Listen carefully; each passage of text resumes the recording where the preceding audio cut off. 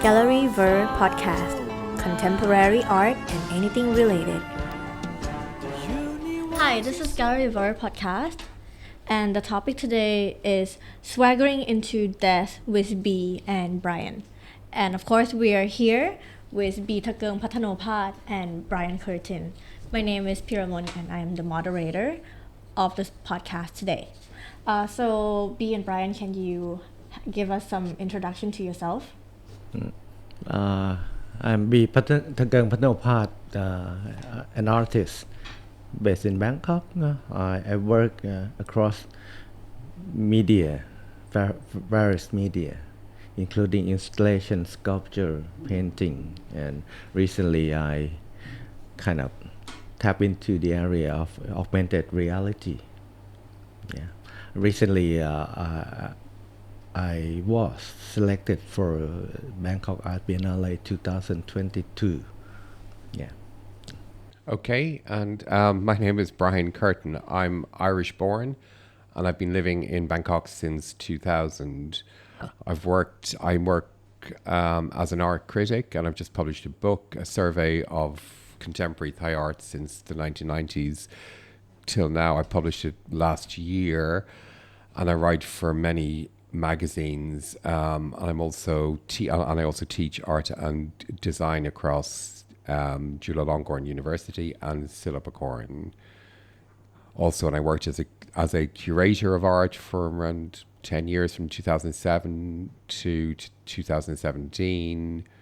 So yes, and that's my involvement with the art scene. But now I primarily focus on writing about art. I think one more thing that's worth mentioning about Brian and B is that both of you are partners. So from my information is that you have known each other since 1996. So that's a very long time. So can you give me some a brief story of how you first met and how and your stories of how you have been together for more than 20 years actually. B, do you want to go first? You had this premonition before you met me, right? Tell us about that. Well, I can tell it's a bit embarrassing. No, when I met B, I knew I had met my life partner.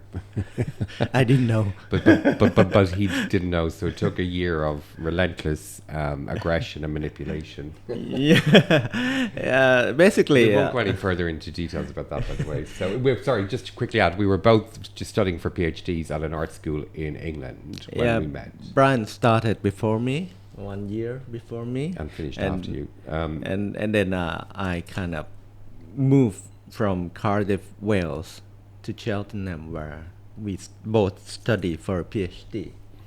Yeah, he did PhD in painting, and I kind of was tricked into doing kind of half. 50% ceramic and 50% sculpture. It turned out to be 100% sculpture, actually.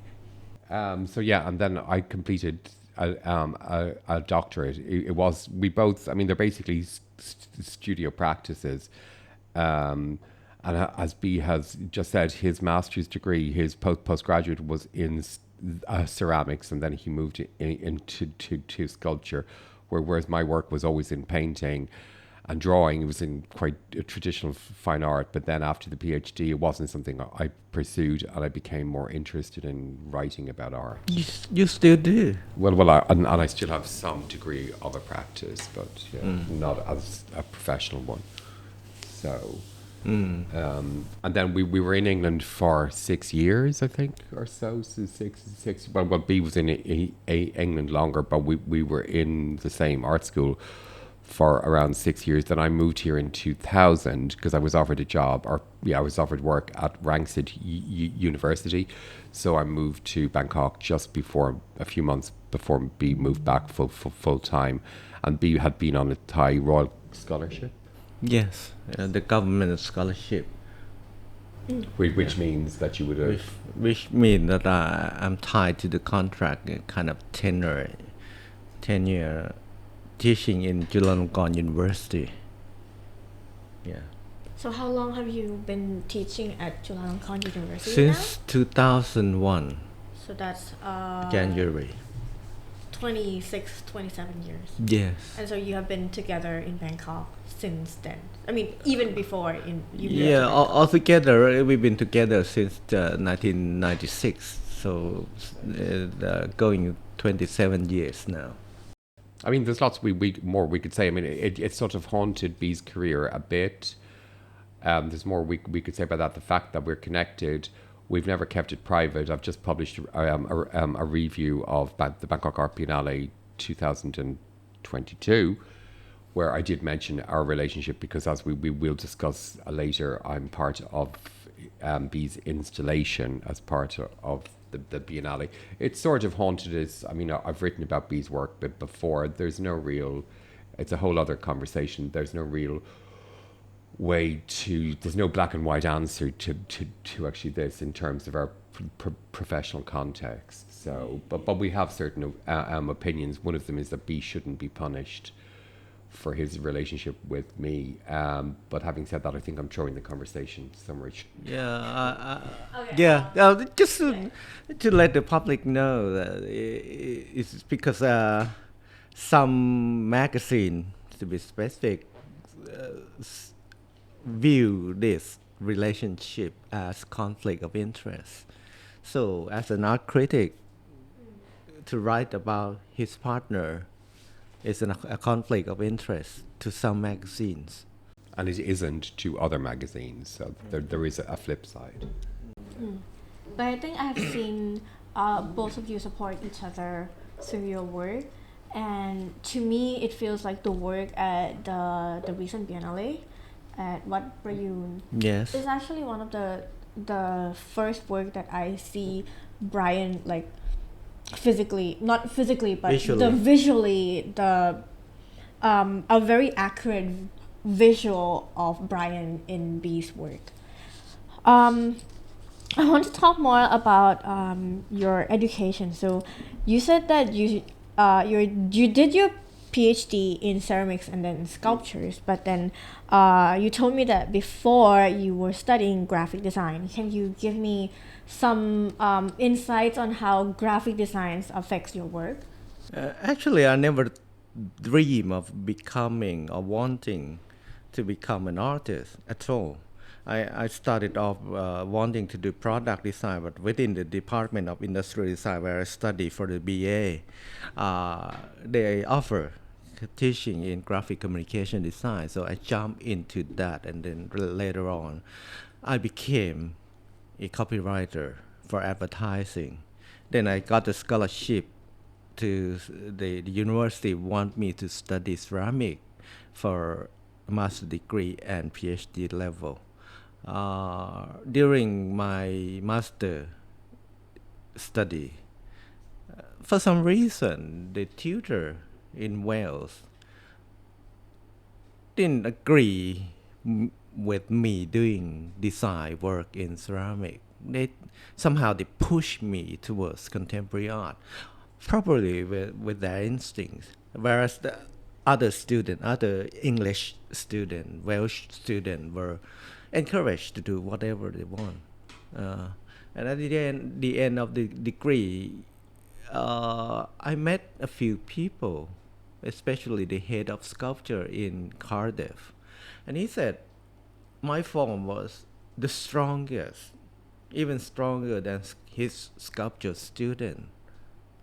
That kind of triggered me big time, actually. Oh, that's what they saw me, actually. And then at that time, the Thai government and Chulalongkorn University want me to study a PhD in ceramic design. And I did shop around Europe, actually, to find the right place to study. And it turned out that I don't think they were ready for PhD in ceramic at that point. I mean, there were some programs, especially like in Helsinki, but I don't think the institution, the university, and the professors suit me. So that's when I decided to go to Cheltenham because I trust this professor, Andrew Stonier, who was Brian's supervisor as well. He was the first person probably on earth to submit sculpture as his PhD. And then he kind of coached me through that. Talk about your PhD. I want to mention one of the work that you have shown me, and it's called Gas-P. So you told me about how Gas-P was your PhD project, and then it worked with technology at that time, right?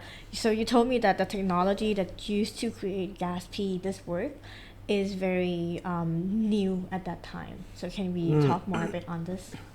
The term technology in my work during that time wasn't that super duper kind of, but it was basically an innovation and kind of discovery of the mechanism to generate the specific type of illusion. Basically, you have a convex form, a form that came in like a bowl or a mold of the human body, the reversal of the human body. And I managed to discover how to light it in a very specific way to generate an illusion to make it appear convex, coming out. Now, that is not kind of strange. You can view that in real life. For instance, if you have a mask, a face mask, and you look into the mask, behind the mask, you see that. But you don't see it with the mold of the body.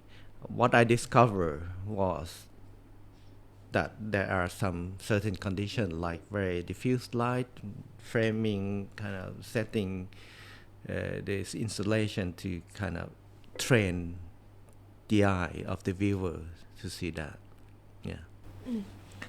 So I have seen, well, you didn't use the word technology, but then since we are neighbor, your studio is right beside my workplace. So I've seen your work a lot, and then I have seen you experiment on a lot of materials and also different kind of technologies. Can you talk about how you started and how you run the studio in N22? I started my studio by kind of hijacking spaces in the university, but for some time, for a few years actually, it reached a point that it didn't function well and it interfered with my teaching. So I moved out and then kind of established a studio in Sapan Kwai, somewhere along the SkyTrain line. But then later on with Gerard, the director of Gallery VER, Gerard went to see me at my previous studio, and I kind of mentioned that my work, the illusion work, or even the later series with the reflective periscope tunnels, is or are very difficult for people to perceive through photograph or even video. They need to be seen in real life to kind of appreciate, to understand the level of visual illusion that I produce. So Gerard suggested that he was looking for a new space that he would like to share with artists and with other galleries as well. So we scouted space and found this actually N22. That was the birth of N22, where Gallery VER is right now. Running a studio is basically a business, but as for me, it's a non-profit business. Yet, at the moment, Okay, it's a tough job actually. Yeah, I've seen many of your team come and go, and how they work and how they experiment. Another thing that I think is visual is very impactful in your work is, I think I should use the word spiritual path. Or so we have been friends on Facebook, and I've seen you going on meditations a lot, and I think it's worth mentioning this spiritual path inside your career. So how does this affects your career? Mm, Brian, Let me what think do you about think? It's a heavy question. I think I'm not really sure. I mean, I think you're talking about the idea of the contemplative. Could you expand on that?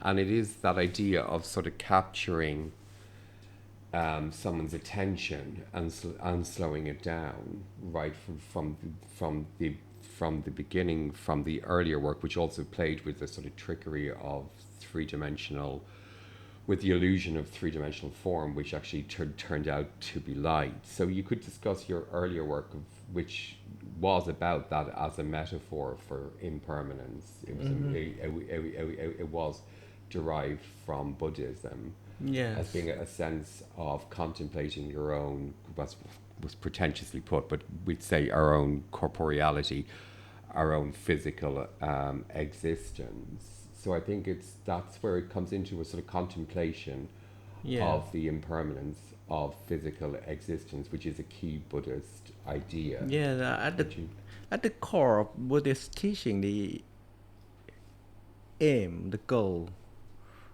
or the so-called salvation in term of Buddhism is to realize that yourself, including the body and even the mind, do not exist. Just to get rid of all of this misconception altogether.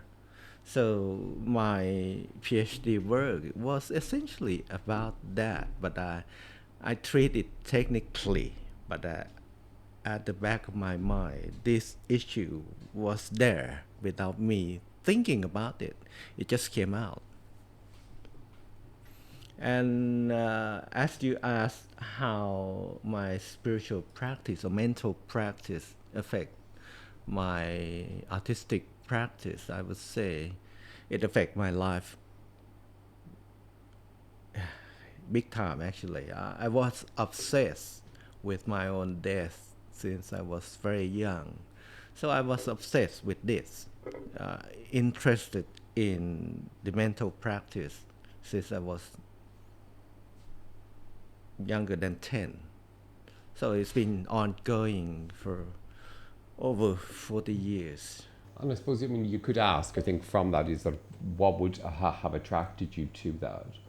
What is the significance of that sort of slowing down and, you know, separating yourself from the hustle and bustle of everything else? Was that one of the reasons? Yes, I think so. Making art is another way. I mean, if I can afford to do it forever, I can detach myself from the rest of the world and kind of be focused on Your the work. task I work without thinking about the reality of exhibiting, selling, earning money from it. Just internalize my own focus on the mental practice, and it affect me actually. It surprised me a lot many times that the the work that I came up with, mostly I didn't plan it. I hardly do sketches. Mostly I do sketches on Photoshop or something like that, but they nowhere near the final pieces. And actually, many times they came out almost like me being able to see my own internal organ without doing research. At one point, about 15 years ago, I was diagnosed for having a kind of tumor at my adrenal gland. At that point, the doctor wasn't sure if it was cancer or not. I wasn't afraid of dying, actually. But somehow I kind of shut myself from doing research on the internet and internalized it and kind of made my work the Periscope series. When I showed this to in a gallery in Brussels, there was a woman looking at my work into the tunnel and then look at me something like 10 times. Eventually she said in her words, "This is my work." I wasn't angry, but I was curious why she said that. Then she revealed that her everyday job, she's a doctor, and she used endoscope to look into people's internal organ. And what I produce look exactly like what she see on a daily basis. That happened to me. The second time I met an Indian surgeon. He said the same, actually. However, at this point, I stopped doing that, which means I do visual research on the internet. I look a lot into the image of biology, the microscopic, especially electron microscope image, as well as the telescope, especially the JWST, the mega telescope. Yeah, I find that there are similarities between the two kind of images. I think one thing that I see that is significant in your work is that although it talks about your body, your sickness, but I feel like it is very detached from ego, and a lot of context in your work can be really related to Buddhism, but then your work cannot be classified as Buddhist art. So I think Brian, can you explain a bit more on B's Buddhist idea versus the Thai Buddhist art, since you wrote a book about it? Almost. So bluntly. I think it was actually, to be honest, I jumped off from David Tay's book, was Currencies of the Contemporary, about contemporary art, contemporary Thai art, contemporary art in Thailand, because David made a very important point that if you look at, say, Monty and Boomer's work, who is this huge figure and a huge bridge between modern and contemporary art in Thailand, that his work was really about applied with Buddhism. It was about the experience of actually being healed. And it was also, in some of his sculptures, it was about the experience of the cosmos that was in the large Buddha heads he did with the small holes. They basically look like twinkling stars. So to get as a human that sense of humility in the face of humans are not that powerful, once you become aware of the infinity of the cosmos. So these are also sort of Buddhist inflected ideas. If you compare them, I won't name any names, but some of the more modern Thai artists which would have used Buddhist iconography, say from like the modernist artists from the 50s, 60s, etc., it seemed to be more about the assertion of a type of national identity, because Buddhism is one of the pillars, as we know, of Thai national identity. So it was simply a play on iconography that asserted a sort of difference. It asserted Thainess is different from the say mainstream Euro-American run of modernist art. But by asserting that difference, it's like a relationship of power. It's like saying, well, Thai artists are as important as American or European artists. But it's a zero-sum game. I mean, who decides ultimately which art is more important or not? So I think with Monty and Boomer, he sort of rose above that. And basically what he did in terms of contemporary art or in terms of modernist art is he simply made very original forms. He made forms that we were not used to looking at as art. He preceded a lot of the work we see now in collaboration. Even if we look at something like the Land Foundation, the idea that his work would actually have an impact on a person, you know, the fact that it would heal somebody. I'm losing track of what I'm saying, but yeah, the idea that the work would have an effective impact, and we see a lot of work now around, say, collaboration.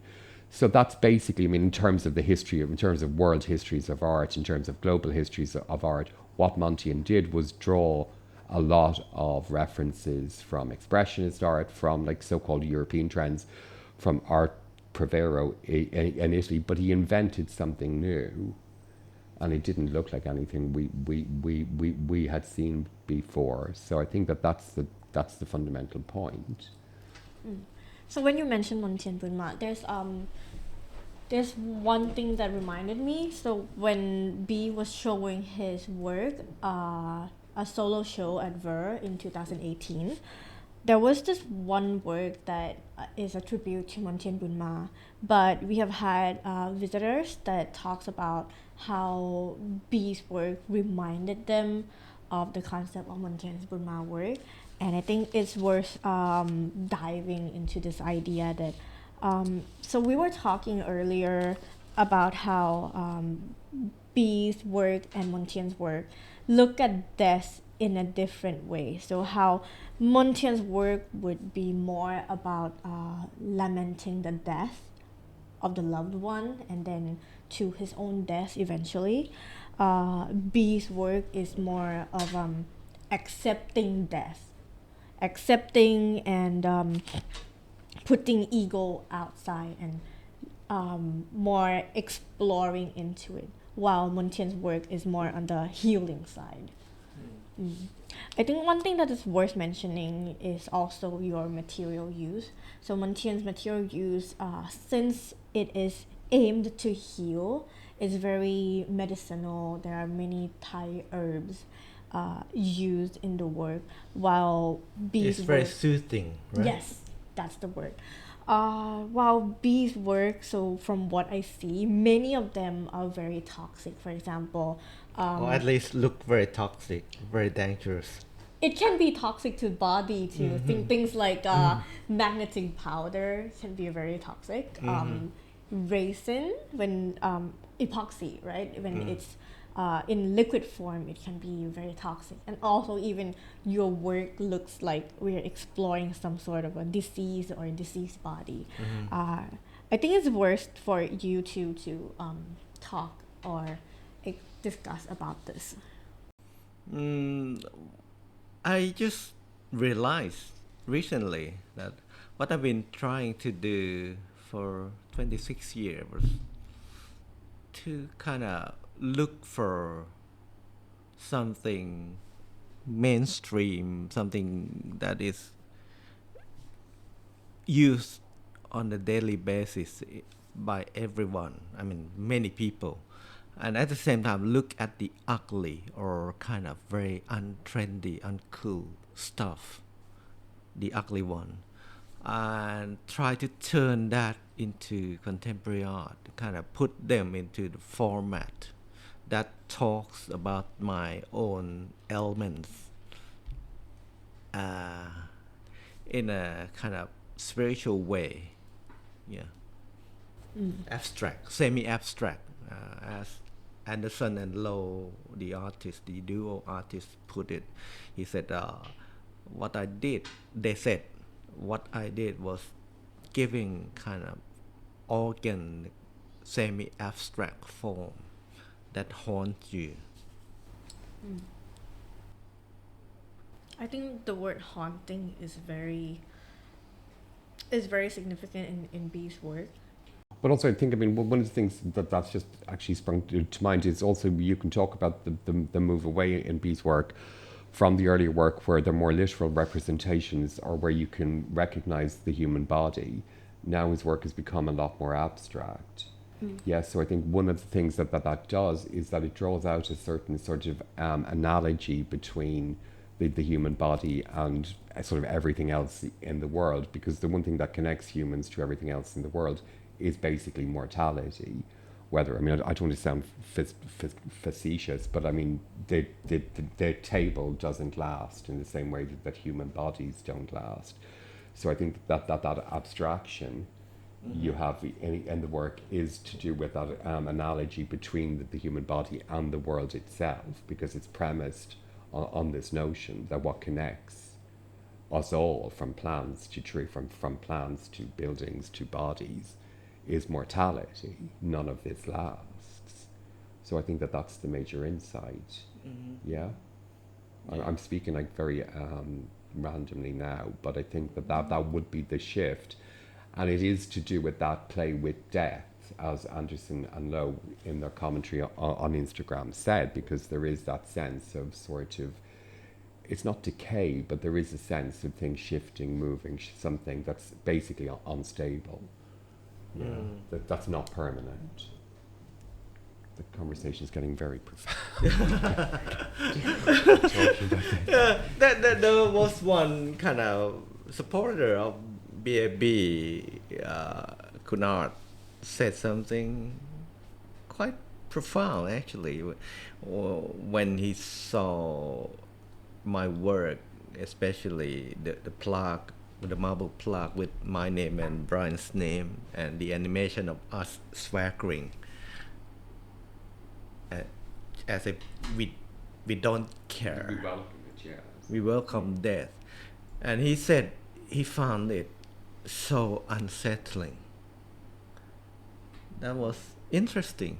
He explained, he extrapolated later on that the reason that he felt that was that he wasn't ready to accept his own death. And actually, I was delighted to hear that, because that spot of the installation was basically designed to play with that kind of feeling. Yeah. The cloister of the Great Stupa of Wat Prayun is a new extension of the original stupa, as far as I understand. Previously, there were many a lot of dead people in the Khao Mo, the fake mountain, the garden. And the abbot, the current abbot, kind of planned to restore the Khao Mo, the fake mountain. So he moved the bones of many families, thousands of them, to the new cloister and installed them there. Around where Yeah. you And what I did when Ajahn Pinan kind of gave me that site and specifically asked me to do an AR installation, was walking around looking for an empty box to put my name in. And later on, okay, why should I die alone? Drag Brian with me. What a lovely story. It only is a bit morbid, but yeah, there is Yeah, that. he kept saying that it looked morbid. The whole thing was so morbid for him. Because I mean, my background would be Christian, so we fear death. Like I was brought up to fear death. But I would say maybe sorry for taking over the interview. You could expand on that. We do go through thousands of years, of light years, of cleansing our karma. In the AR installation in Wat Prayun, we transform into various beasts, animals. We go through various life cycles. Yeah.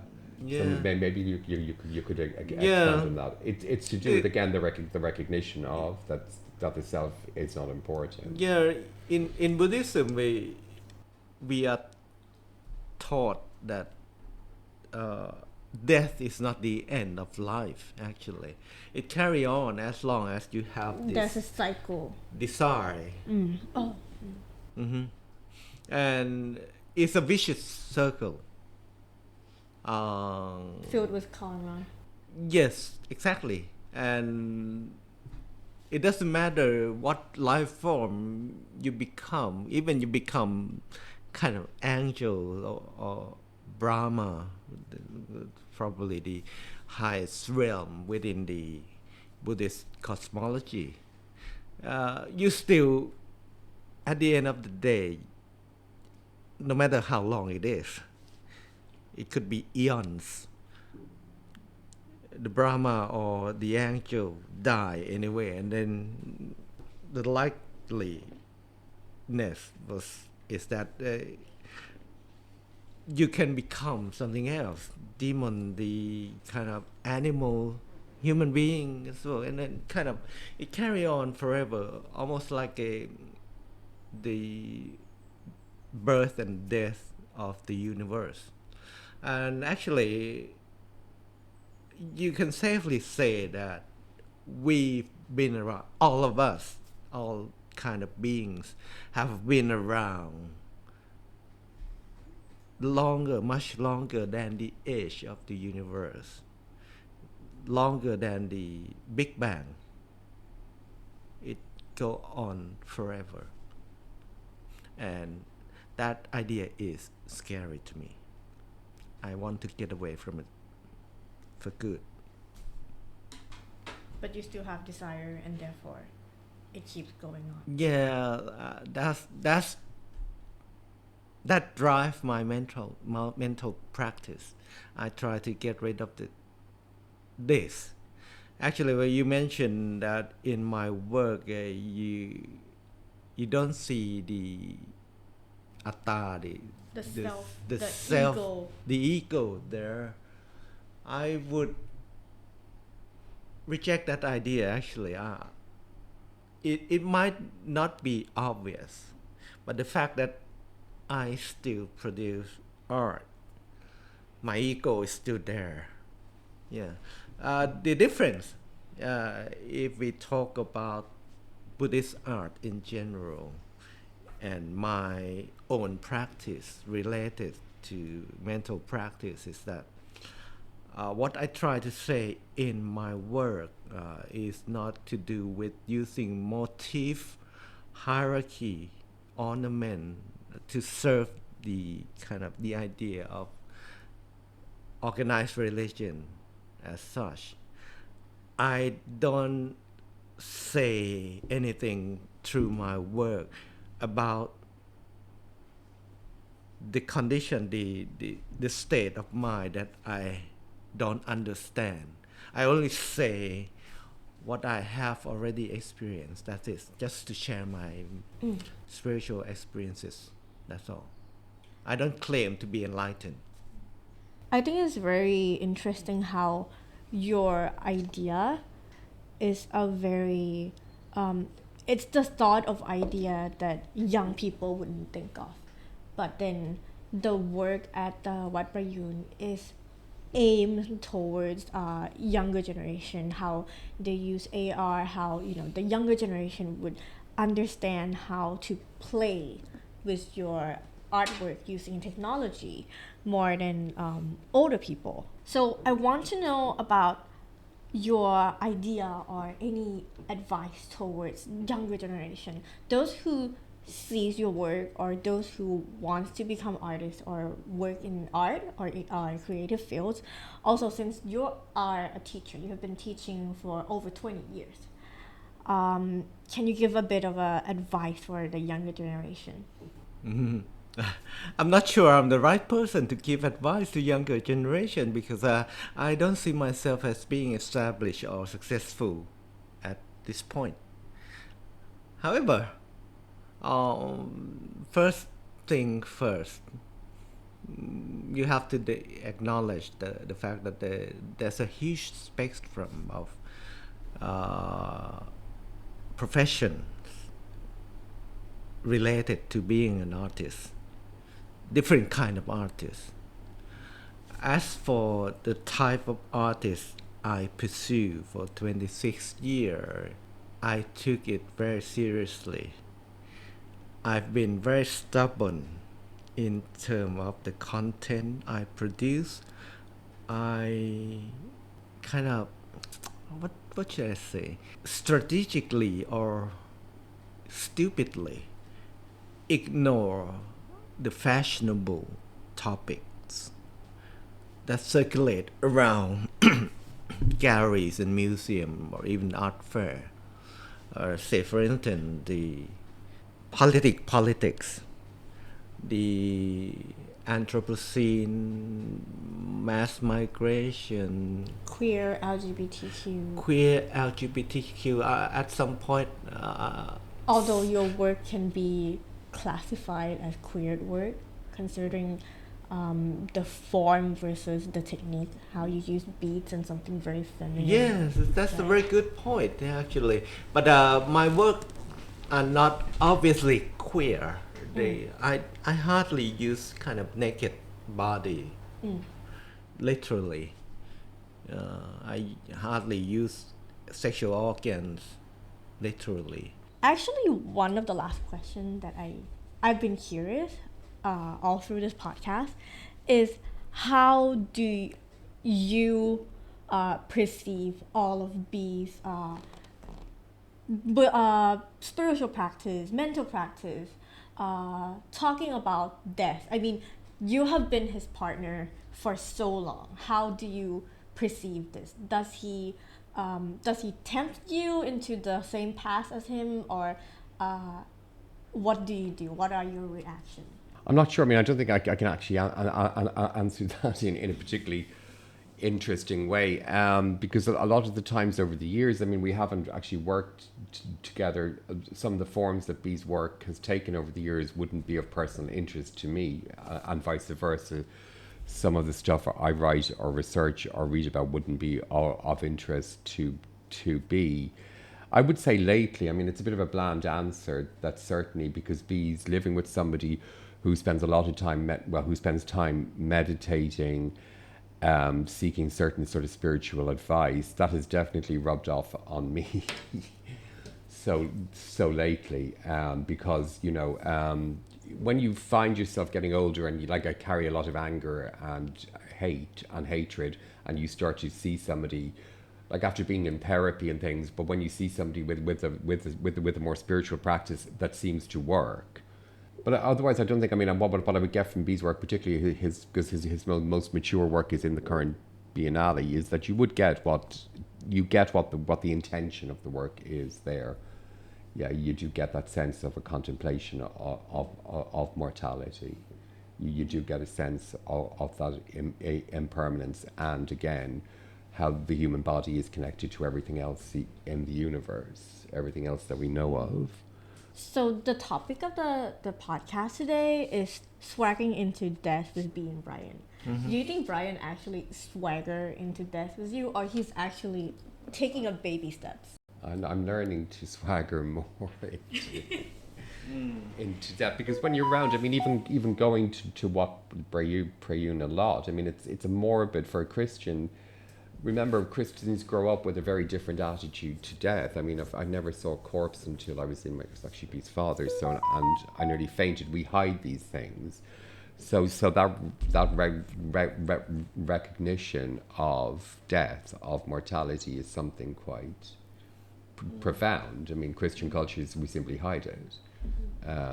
You know, we don't want to actually face it. We allegoricize it. We displace it. So I think that's where, like, going to what Prayun for me is extremely morbid activity, looking at people's, you know. But the Christian churches, especially the tomb, is are very morbid as well. Well, yeah, but they're very beautified. I suppose it is the same, but they're very beautified. They're very classical. As for me, in terms of swaggering to death, my own death, I fear dying too slow. I think that's what we all fear. I think that's what we all fear. I'm not afraid of dying fast. Also, we're both over 50, so basically I'm nearly 60. People around us are dying. I'm just back from Ireland with my mother, who's in a home at 92. So My mother is bedridden. Is bedridden. So we're around the constant presence of somebody on the cusp of death. This conversation is really getting morbid. So one of the discussions of this is that we talk about death and this very ethereal interest in Buddhism. What I'm concerned with is that it sort of depoliticizes Be's work. And back to an earlier question of how Be's work would influence younger artists, as I wrote in my book, we've got to notice that over the last, since 2006, with the political meltdowns, with the street protests, with the change of governments, there's been a massive loss of faith among young artists in the leadership of this country. And that often means, what that in practical terms has meant, that a lot of younger artists have now rejected older artists as their peers. I don't want to name names, but if we look at the older generation from the 90s, 80s, 90s, those artists, they would be closer to sort of, I wrote in my book that they make the same arguments as the governments in their work. Younger artists have rejected them as peers. So I think that's where something Be's work would be influential, because I think Be's work is part of that, of rejecting an older artist, even Monty and Boomer, as a sort of peer, and breaking that type of influence. That makes it a political activity because it's caught up with a general loss of faith within the authorities, the elites of the country, to actually run the nation efficiently and fairly. So I think that that's a big break. And also Be's work welcomes in that possibility for Buddhist thinking within forms that are of a distinctly contemporary art practice. Yeah, like at basic level of in installation. And I think this could lead into your concluding discussion around AR and the use of augmented reality, because again, very contemporary technology, which alone will make the work contemporary. So I think that's where your work, you might want to discuss that, and that would be influential on a younger generation. So when you mentioned augmented reality, we will actually have another podcast that talks about how Be work with the younger generation in creating the augmented reality through his work, and how they developed the idea of his work into AR or augmented reality. I would like to conclude this podcast with the next podcast, an introduction to the next podcast about augmented mortality, actually. And also Be's video on his Be's video on his work will be available on YouTube, and there will be a link down below. You can click them. Also, Brian, would you like to promote your book as well? Oh, quickly, but I could like to give now. I'm just some basic details. It was published by Reaction Books in the UK in 2021. It's distributed by the University of Chicago Press, and it traces, as I've sort of touched on, a shift from, it traces contemporary art, the emergence of contemporary art, the emergence of the so-called global international art world, and it shifts the move away from Thai artists being largely identifying with nationalist sentiments to much more post-national sentiments. And by post-national, I mean that both complicates the notion of nationalism that has been handed down to them. It also, in the more specific case, I mentioned artists like Tada Hengsabgul, who had, at least not all his work, but some of his work had dealt with life in Isan, in the Northeast. Post-nationalism, again, is by definition a shift towards regional or federal interests rather than national interests. There are also artists like Jakai Siribut, who addresses specific violent episodes in recent Thai political history. This has been unprecedented among Thai artists, that you would actually take a documentary approach to the violence committed by the Thai state. Again, it's a reaction against, it's a subversion of, it's a displacement of nationalist sentiment. And it also, the book concludes then with an account of Coracrit Aranandan Chai's career. And again, a bit like his sarcasm about Thailand, about Thai history.